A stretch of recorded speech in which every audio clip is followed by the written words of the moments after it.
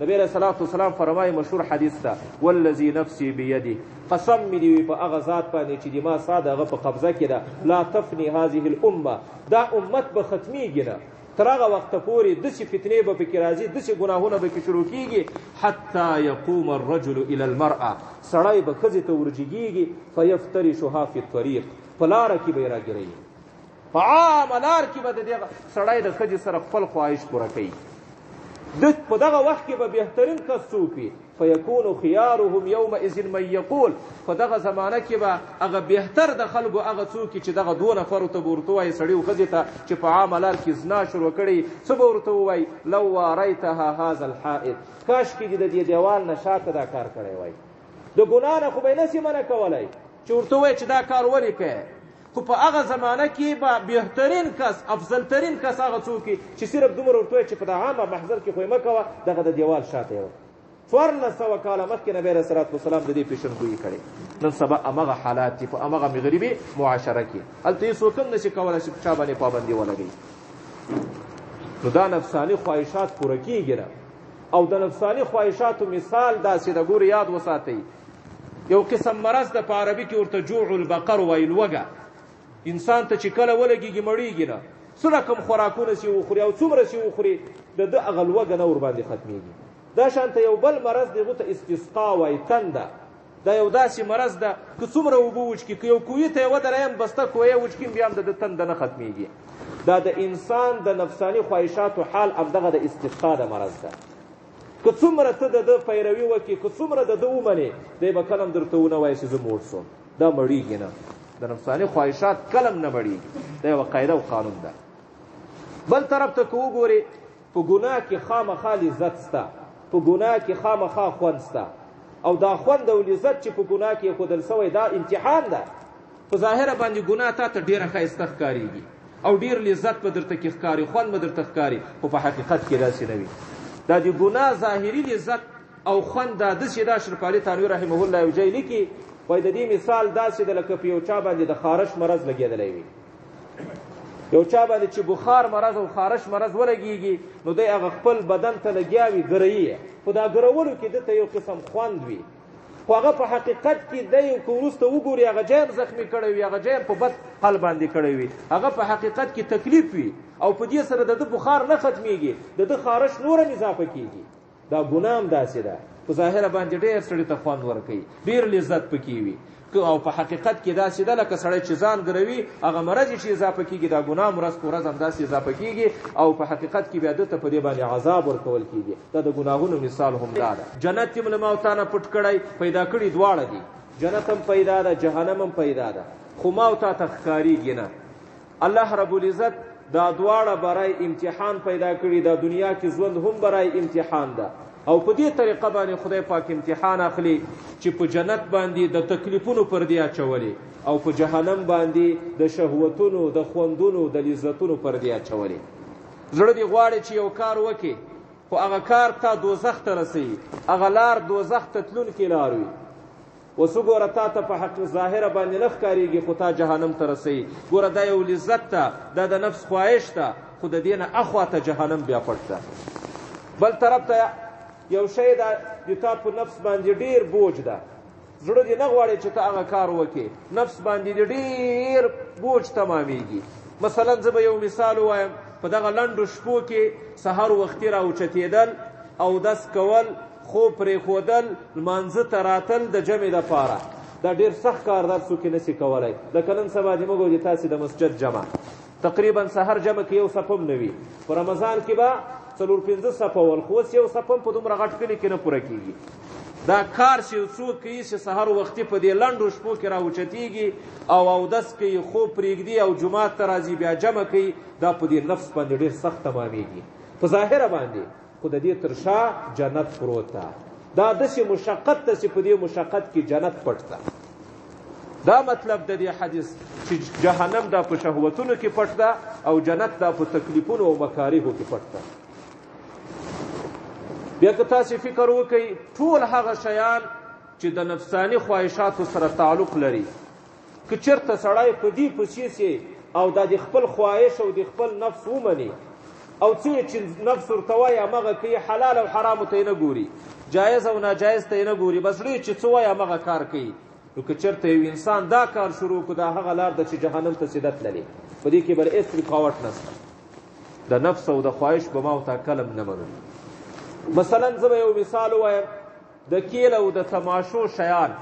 پخوا به دا د کیل او د لوبو د تماشو دپاره باقاعده یو ځای به مقرر کېده، ټیکټ به ورته اخیستل کېده. اوس خو د دې دپاره بس کور هم داسې ده چې کور کې هم سړی دا شیان راوړلی شي. یو کس دا بازار ته ځي، د کیل او د تماشې شیان اخلي، مشقت هم کوي، تکلیف هم وباسي، خپل مال هم خرج کوي، خو ده ته یې درک نه لګېږي چې دا کوم شیان چې زه اخلم دا د دوزخ سامانونه اخلم، د جنت د سامان په ځای خپلو بچیانو ته د دوزخ سامان اخلم. خو ده ته یې درک ځکه نسته چې جهنم په دا شهوتونو کې پټ ده. دی چې دې کار ته راوچت سوی، چا راوچت کړی؟ خواهش، شهوت، خوند او مزه، دې شی دی راوچت کړی. پیسې هم خرج کوي، تکلیف هم کوي، بازار ته هم ځي او هغه د کیل او کو دا شیان اخلي او کور ته بیا راوړي. په حقیقت کې د جنت د سامان په ځای د دوزخ سامان واخیسته او د دوزخ انګارونه او سکروټې یې خپلو بچیانو ته واخیستې. بل طرف ته د جنت راسته ده، د جنت لاره ده. انسان طبیعت داسې جوړ سوی چې د عباداتو او د اطاعاتو طرف ته دی نه ځي. که څومره یې کولې دی راشاته کېږي. دا د نفس دا نه غواړي چې دی یو نیک کار وکړي او عبادت وکړي. خو حقیقت کې دا هغه لاره ده چې جنت ته تللې. یو څه مشقت که سړی په ځان باندې تیر کړي، د نفس ونه مني، نو دا لاره بیا سیده جنت ته تللې ده. په دې کې هېڅ رکاوټ نشته. نبي علیه الصلاة والسلام په دغه روایت کې ما ورته یو شي ته متوجه کړي، یو خبرې طرف ته متوجه کړي. هغه خبره دا ده چې کله هم د نفساني خواهشاتو تابع نشي، د نفساني خواهشاتو په دوکه کې ونه لویږي کله، ځکه نفساني خواهشات دا یو داسې شی ده چې انتها نه لري، د دې دپاره حد نه ده معلوم. په دنیا کې به یو کس هم داسې پیدا نشي چې هغه ووایي چې زه څه غواړم او هغه دې پوره وي. د هېچ چا هم خواهش نه پوره کېږي په دې دنیا کې. دنیا کې که څومره لوی سرمایهدار وي، که څومره لوی بادشاه وي، که څومره لوی صاحب د اقتدار وي، خو په دا دنیا کې څومره کارونه چې کېږي د ده د طبیعت موافق به نه کېږي. دی به بیا هم وایي دا زما د طبیعت موافق نه ده، بیا به هم دی پریشانه وي، بیا به هم دته یو قسم صدمه رسېږي. وجه څه ده؟ وجه دا ده چې دا دنیا دا د راحت ځای نه ده. اصل کې دا دنیا د راحت لپاره پیدا نه ده. ما ته په دې دنیا کې د راحت لپاره نه یو پیدا، دې دنیا کې تکلیف ده. په دې دنیا کې دا د تا نفساني خواهشات کلم نه پوره کېږي. اوس د تا اختیار ده که چېرته غواړې خو دا خپل نفس دا بیا تکلیفونو ته ورمخې ته که په دې دنیا کې ومنه، هلته به بیا همدغه نفس ته جهنم کې عذاب ورکول کېږي. بله لار دا ده چې د الله د رضا په خاطر باندې په دې دنیا کې په نفس تکلیف تېر کړه او دې ته تکلیف ورکړه، دا نفس کنټرول کړه، په شرعي حدودو کې د دې نه داخل کړه، په دغه لار باندې روان سه، بیا به په دغه وخت کې په دغه دنیا کې یو څه تکلیف وي، خو آخرت به بیا برابر او جوړ وي. او طبعا موږ او تاسې داسې یو چې کله د ما او د تا نفس یو شی وغواړي، خواهش یو شی وغواړي چې بیا پوره نه شي، بیا ما او تا خفه کېږو. دا یو داسې عادت ته چې دا عادت باید وی له ځانه سړی وباسي. نبي علیه صلات وسلام هم ما او تا ته د دې خبرې هغه تعلیم راکوي چې دا عادت چې کله یو شی د تا زړه وغواړي او بیا یې ونه کړي، بیا ورباندې خفه سي چې ولې مې دا ونه کړه، دا هغه عادت ته چې جهنم ته دې رسوي. دا عادت باید وی سړی له ځانه بالکل وباسي. دا د ما او د تا نفس څه ته ویل کېږي؟ نفس هغه قوت ته ویل کېږي د انسان چې هغه قوت په خاطر باندې دی یو کار کوي. نو دغه د ما او د تا نفس دا په دنیوي لذتونو باندې عادت ده. د ده عادت دا ده چې د دنیا لذت ډېر خوند ورکوي نفس د انسان ته، او هر هغه کار چې په هغه کې ظاهري مزه وي، ظاهري خوند او لذت وي، دی د هغه طرف ته منډه کوي، همیشه هغه طرف ته روان وي. او دا د انسان په زړه کې څومره ګناهونه چې راپورته کېږي او څومره ګناهونه چې دی کوي، خواهشات چې راپورته کېږي، دا پورته کوونکی دا نفس ده. دا نفس چې په خواهشاتو باندې دی راوچتوي. اوس که چېرته یو کس داسې وکړي چې نفس کنټرول نه کړي، قابو یې نه کړي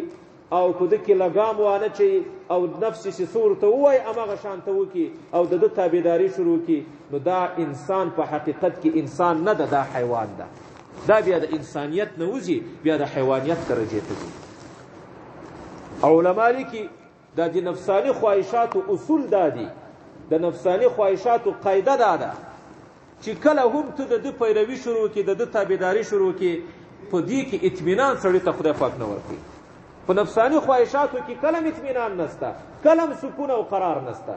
که یو کس وایي چې زړه مې څه راته وایي زه به هغه کوم، په دې کې به زه سکون ماته میلاو شي، اطمینان به راته حاصل شي. کلا و حاشا،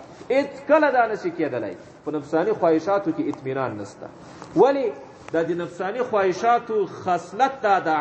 خاصیت دا ده چې کله د یو خواهش پوره سو بل در نه غواړي، چې هغه پوره سو بل غواړي. کله هم دی نه درته وایي چې زه پوره یم نور نه غواړم. دا پوره کېږي نه، نو په دې کې اطمینان او سکون نسته.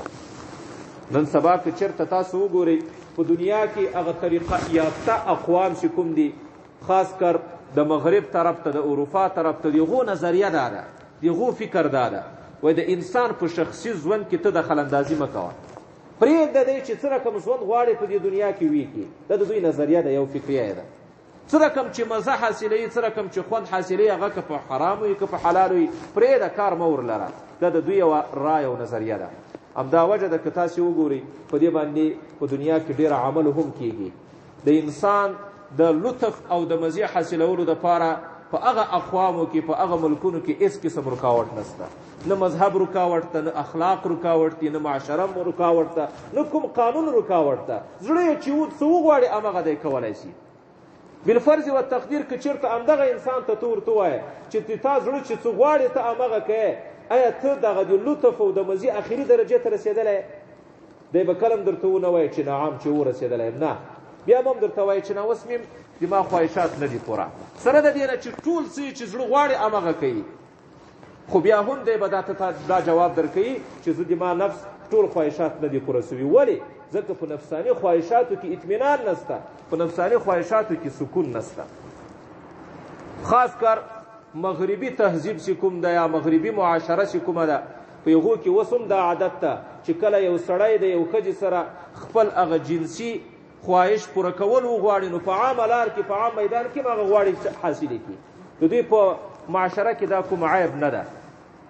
دا هغه شی ده چې 1400 کاله مخکې نبي علیه الصلاة والسلام او تا ته راښودلي و چې داسې یو وخت به رارسي.